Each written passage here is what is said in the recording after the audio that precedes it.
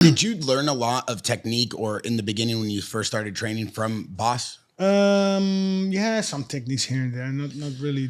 I mean, he has a lot of information, but I didn't see him that often. Basically, it was maybe once when I was 15, once when I was 16, once when I was 17, and then in Japan a little bit more often. But he was always busy commentating. But he was never officially your coach or anything, or in your corner, or at your camp. Wow. I was always just because he's Dutch. Yeah, I was under the impression that he was like one of your most influential he was coaches. Based here, but he had a really good connection with my previous manager, who now passed, head of Golden Glory, and they were from the same province, so like 45-minute drive. So that they were long-time friends. Who was your original crew coming up that you trained with? Well, Lucien, 2007, and then after that, Cor Hemmers. Which you also know, right? Yeah. K1 guys. Yeah. So that was K1 guys, ground and pound. He didn't really have any ground wrestling, but yeah, for the striker it was good. And as we look at obviously we want to dive into a little bit of the career, but there's been a lot of teams. Like you were a part of a lot of different gyms, right? The Blackzillions. Yep. You did some stuff with Wing, right?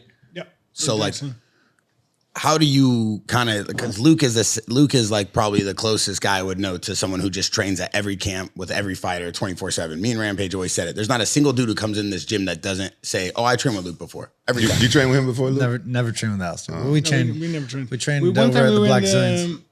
You were? I stopped by when I kind of missed you in passing in the joint.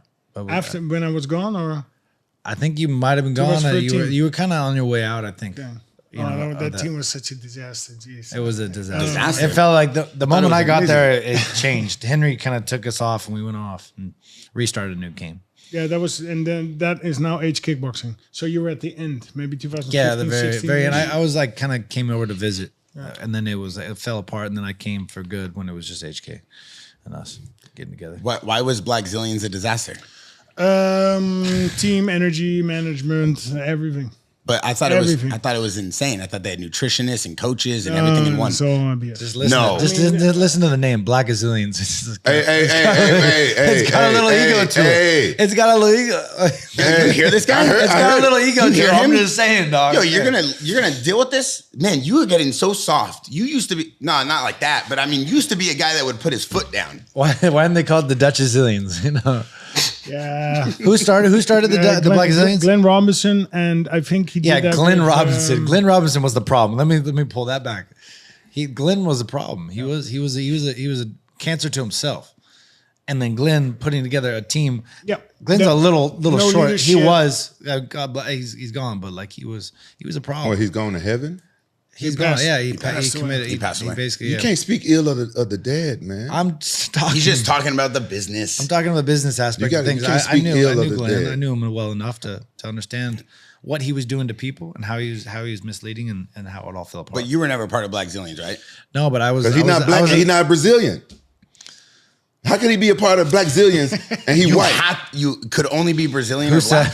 Who said that? Who said I'm white?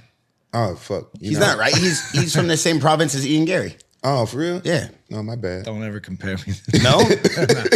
No. But indeed, the name Blackzillions is not a good look. You don't like the name Blackzillions? No.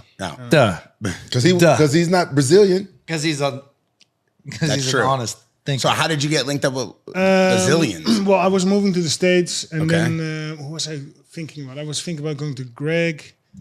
A little bit in the South or Dallas. Dallas, there was not really a good team. And then actually Tyrone Spong approached me.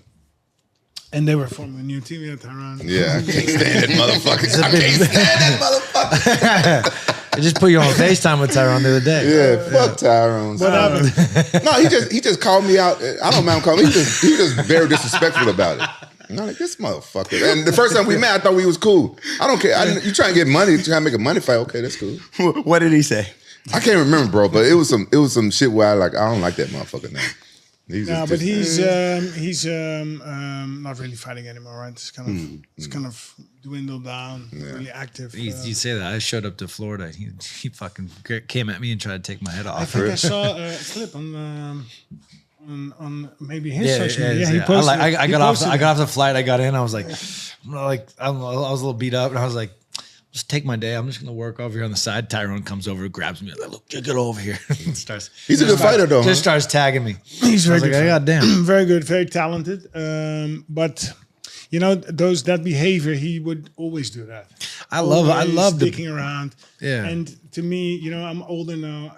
Like, why would you do that to your teammates? Like, he was very gnarly. He was not a good guy.